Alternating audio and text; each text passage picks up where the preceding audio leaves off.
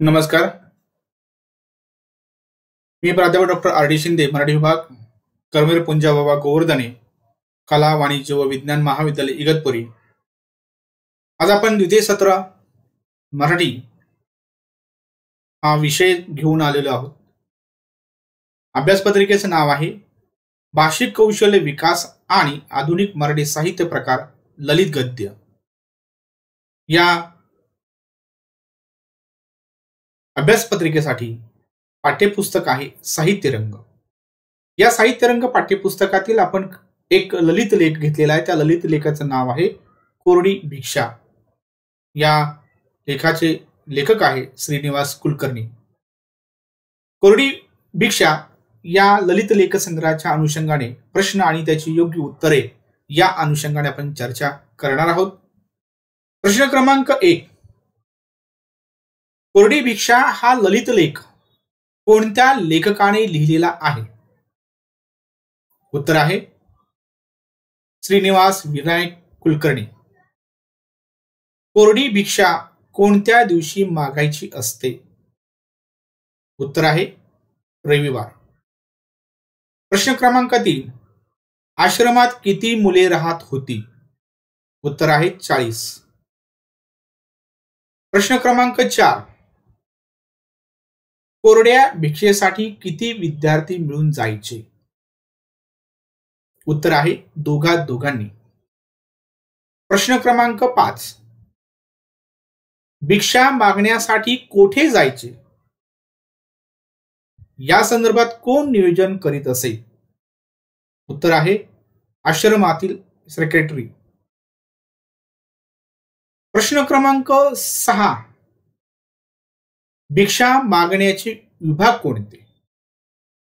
उत्तर आहे शिदोरे अ, शिदोरे ब, गावभाग, मारवाड पेठ, राधा इंस्ट्रक्शन्स, पंचमुखी मारुती, वखार भाग असे विभाग येत असे. प्रश्न क्रमांक 7. भिक्षेची घरे चुकली तर काय केले जाईल? उत्तर आहे भिक्षा मागण्यासाठी पुन्हा पाठविण्यात येत असे. प्रश्न क्रमांक 8. भिक्षा मागण्यासाठी पुन्हा जाण्याची वेळ येत नसे असे कोणते विभाग होते? उत्तर आहे मारवाड पेठ, वखार भाग. प्रश्न क्रमांक 9. गोविंद शोभाराम यांचे घर कोणत्या विभागात येत असे? उत्तर आहे मारवाड पेठ. प्रश्न क्रमांक 10. भिक्षा मागण्यासाठी गेले असता गोविंद शोभाराम यांच्या घराचे दार कसे उघडले जाईल? उत्तर आहे मनाचे श्लोक म्हणताच दार उघडले जाईल. प्रश्न क्रमांक 19. गोविंद शोभाराम यांच्या घरात लेखकाचे स्वागत कसे होत असे? उत्तर आहे अतिशय चांगले स्वागत होत असे. प्रश्न क्रमांक 12. गोविंद शोभाराम यांच्या घरी पोटभर खाल्ल्यावर काय म्हणायला लागत असे? प्रश्न मी पुन्हा सांगतो. गोविंद शोभाराम यांच्या घरी पोटभर खाल्ल्यावर काय म्हणायला लागत असे? उत्तर आहे मनाचे श्लोक. प्रश्न क्रमांक 13. भिक्षा मागण्यासाठी मिळालेली झोळी कशी असायची? उत्तर आहे मोठ्या झोळीस पुष्कळ कप्पे असत. प्रश्न क्रमांक 14. रोख रक्कम ठेवण्यासाठी असणाऱ्या पेटीचे स्वरूप कसे होते? उत्तर आहे पेटी काळ्या रंगाची असून पांढऱ्या रंगात आश्रमाचं नाव, कुलूप लावलेलं व त्यावर व्यवस्थापकाच्या सहीचं सील असायचं. उत्तर मी पुन्हा सांगतो. पेटी काळ्या रंगाची असून पांढऱ्या रंगात आश्रमाचं नाव, कुलूप लावलेले व त्यावर व्यवस्थापकाच्या स्वाक्षरीचं सील असायचे. प्रश्न क्रमांक 15. दान स्वीकारताना वृत्ती कशी असायची? उत्तर आहे सोने नाणे आम्हा मुक्तिके समान अशी वृत्ती असायची. प्रश्न क्रमांक 16. आश्रमातील सेक्रेटरीचे नाव काय? उत्तर आहे गिरी हे सेक्रेटरीचे नाव होते. प्रश्न क्रमांक 17. आश्रमात लेखक कोण होते? उत्तर आहे वाकणीस. प्रश्न क्रमांक 18. मारवाड पेठेत गोविंद शोभाराम यांचे घर, तसे वखार भागात कोणाचे घर असे? उत्तर आहे पृथ्वीराज मालू. प्रश्न क्रमांक 19. पृथ्वीराज मालू यांच्याकडे असणारी आजी कशी होती? उत्तर आहे गळ्यात तुळशीची माळ, धर्माची आवड असणारी आजी होती. प्रश्न क्रमांक 19. पृथ्वीराज मालू यांच्याकडे लोणचे कोणत्या प्रकारचे होते? उत्तर आहे मोहरीच्या तेलात तरंगणार बाळकैरीचं विलक्षण लोणचं होतं. प्रश्न क्रमांक 20.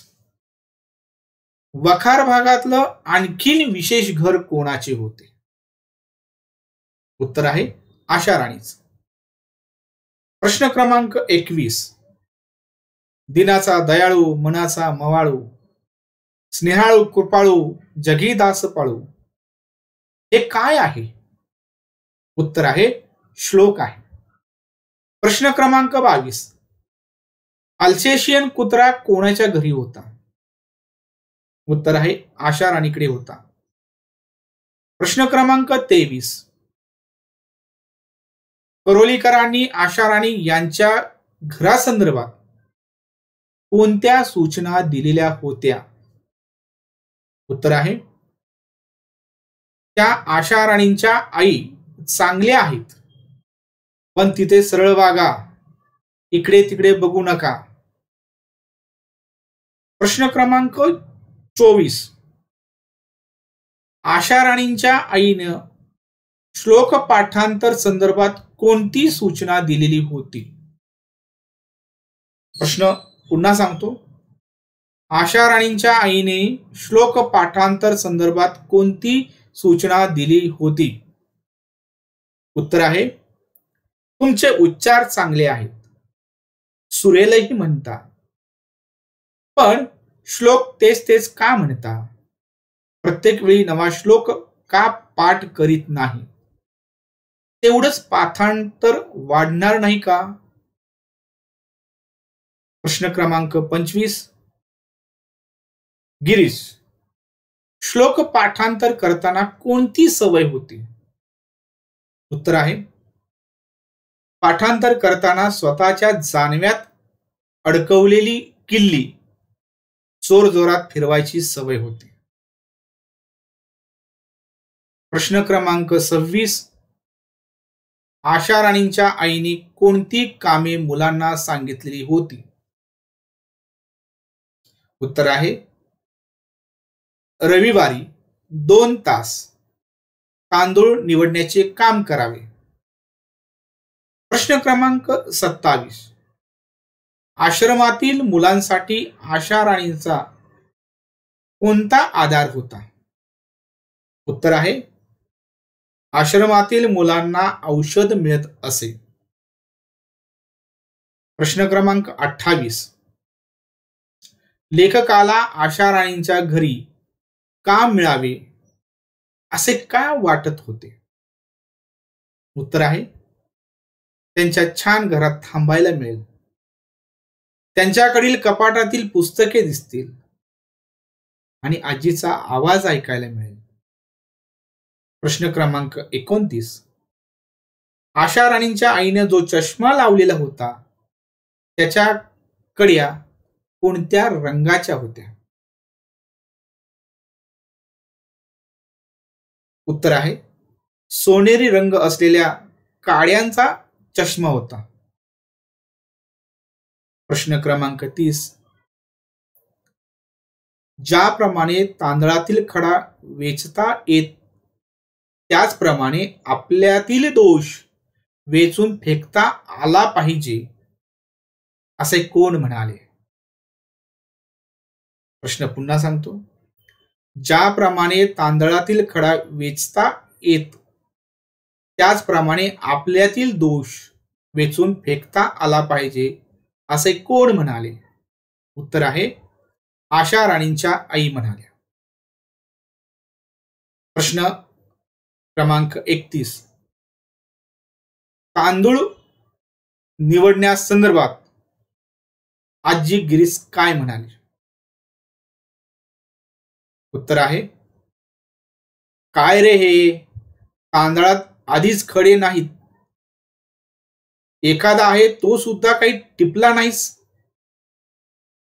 प्रश्न 32. तांदळाचा खडा दाताखाली आला तर काय होते?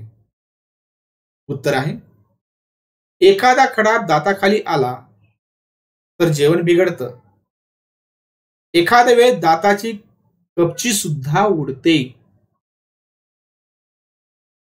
प्रश्न क्रमांक 33. लेखक तांदूळ निवडताना घराबाहेर आल्यानंतर कोणता पक्षी येत असे? उत्तर आहे कावळा. प्रश्न क्रमांक 34. आशा राणीच्या आईने लेखकाकडून काय लिहून घेतले होते? उत्तर आहे संस्कृत स्तोत्र. प्रश्न क्रमांक 35. लेखकाचे आश्रमातील वास्तव्याचे जे वर्ष होते ते कोणते होते?